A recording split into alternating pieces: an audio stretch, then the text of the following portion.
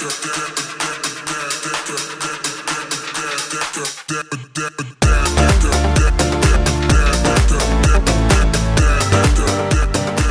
se tu quer montar um time, né, que seja um time que tenha pressão na bola, tua ideia de modelo de jogo, um time com pressão na bola, um time que transite rápido, tanto da defesa para o ataque como do ataque para a defesa, tu não pode ter a maior parte dos teus jogadores dentro desse perfil, que é um É, perfil de grandes, um perfil resistente, né, de grandes distâncias, mas que não atinge velocidade. Tu precisa de um outro tipo de jogador.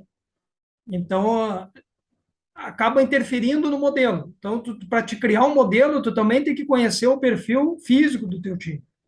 Tá? Se tu perfeito. tem um time que percorre muita distância, mas não tem altos níveis de velocidade, de sprints, de acelerações, é um time que tu precisa pensar o modelo de jogo, senão tu vai sofrer.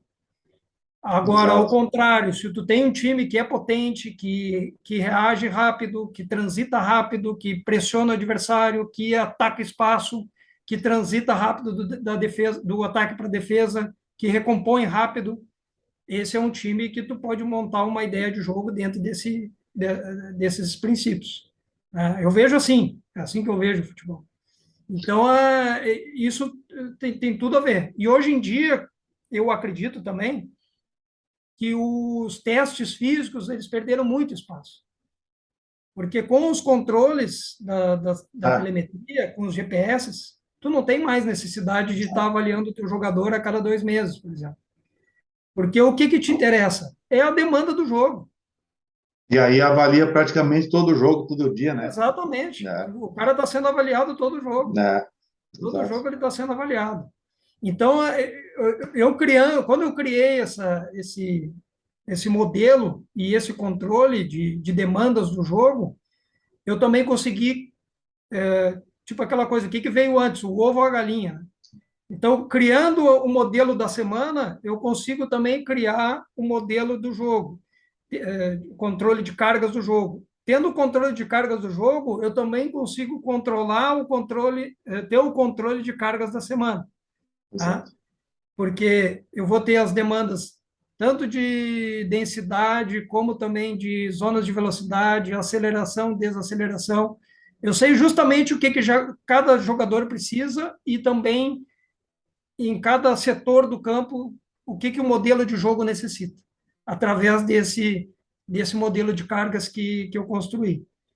Tem muita gente que já tem muita gente que já tem isso. Só que é como a gente estava falando, tem que saber usar, né?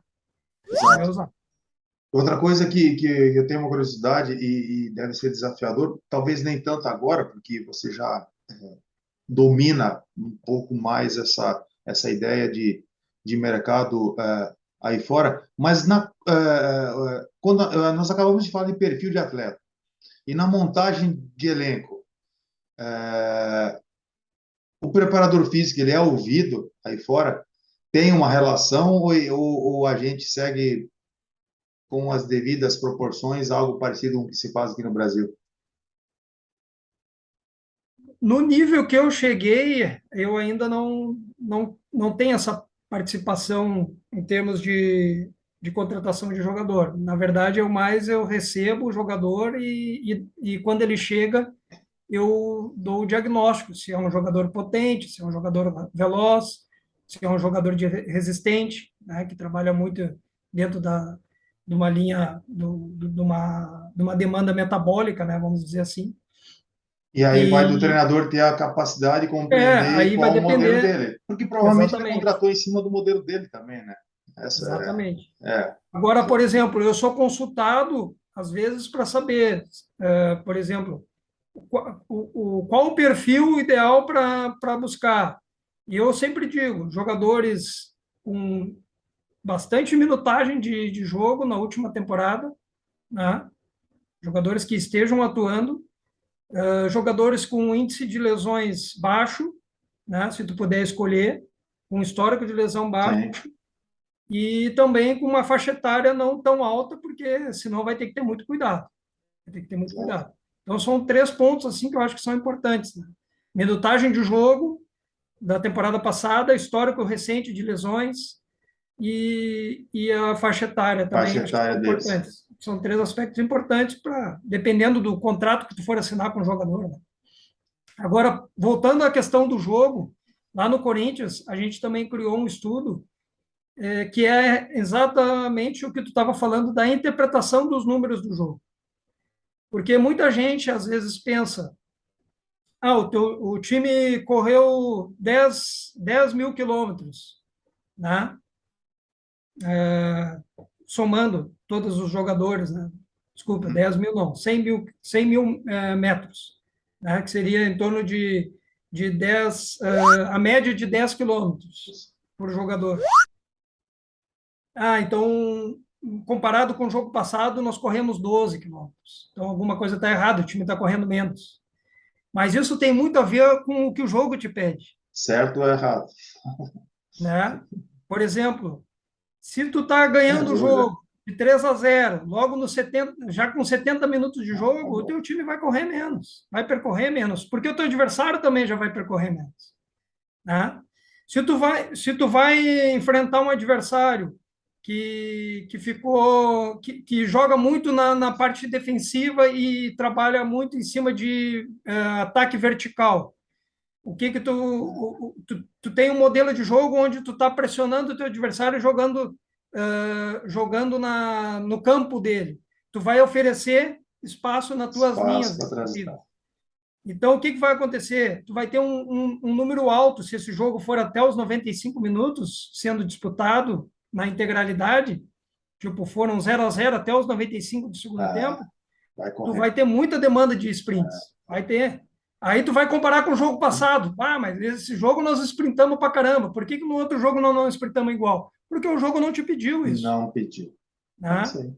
Então, a gente conseguiu perceber de que uma boa preparação física não é só simplesmente aquilo que o jogo está te dando de demanda, daquilo que tu percorre em todos os aspectos, mas sim se um time suporta essa carga e nos 2 dias seguintes ao jogo, o teu time ele está recuperado, ele tem um número de lesões baixa, a lesão que teve não foi uma lesão tão grave.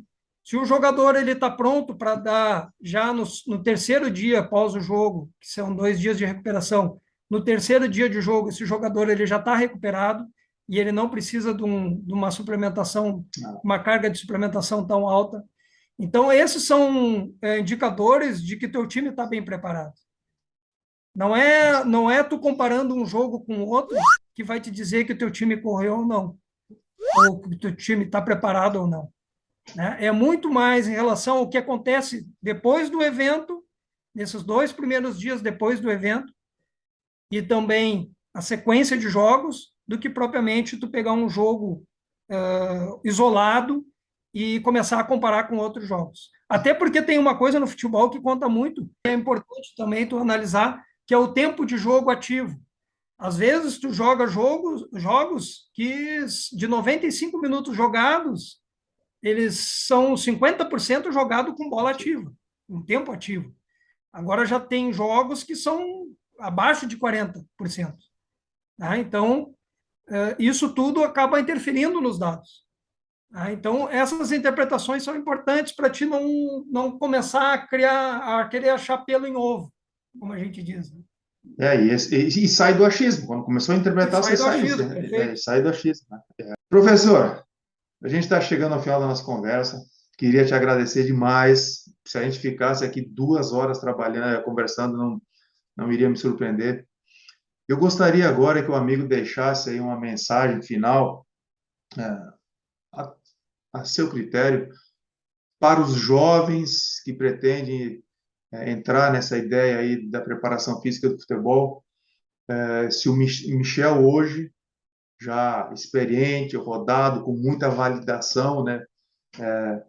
O que o Michel de hoje falaria para o Michel de 12 anos atrás, 15 anos atrás?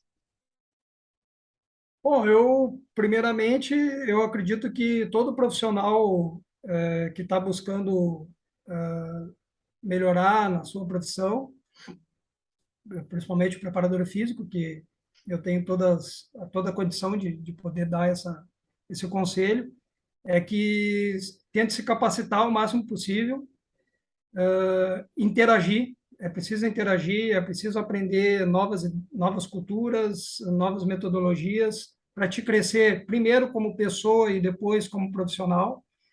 E no futebol a gente precisa ter uma coisa que é muito importante, que é resiliência, né? Tu precisa ser resiliente. Persistência também é algo importante, mas a resiliência é algo que é fundamental. Sem resiliência, dificilmente tu consegue ter êxito no futebol, e vitórias elas vão ter, derrotas vão ter muito mais que vitórias, né? E é nesse momento que tu precisa ser resiliente. Às vezes tem treinadores, preparadores físicos que eles se saem bem quando o teu time está ganhando, mas tu precisa sair bem quando o time está perdendo, né? É nesses momentos que tu precisa ser forte, resiliente, né? E mentalizar sempre coisa boa, positiva. Acho que esse é o maior desafio, né, para quem trabalha com futebol. E se eu fosse falar para mim, hoje, o que para o Michel Ruff, de 25 anos atrás, quando começou, eu falaria o que a minha mãe me falou. Que a minha mãe me disse: nunca desiste dos teus sonhos. Segue fazendo aquilo que tu, aquilo que tu tem como objetivo e nunca desistir, né? E ela me passou esse legado e acho que isso fica até como uma homenagem para ela de que a gente nunca deve desistir, por pior que esteja a situação. Espetáculo, espetáculo. Professor, muito obrigado. Gratidão imensa pela sua participação aqui. Fazia tempo que eu estava para conseguir te trazer para cá, e eu dei um tempo também no canal, a gente está retomando agora. A gratidão é imensa, sucesso cada vez mais, e que esses seus objetivos aí traçados aí para voltar a disputar aí uma competição europeia, ela possa acontecer. Obrigado novamente e também quero te dar os parabéns aí pelo teu trabalho que tu está fazendo junto aos profissionais do futebol. E esse espaço é legal para a gente conversar e poder propagar as ideias. Muito obrigado aí pelo espaço.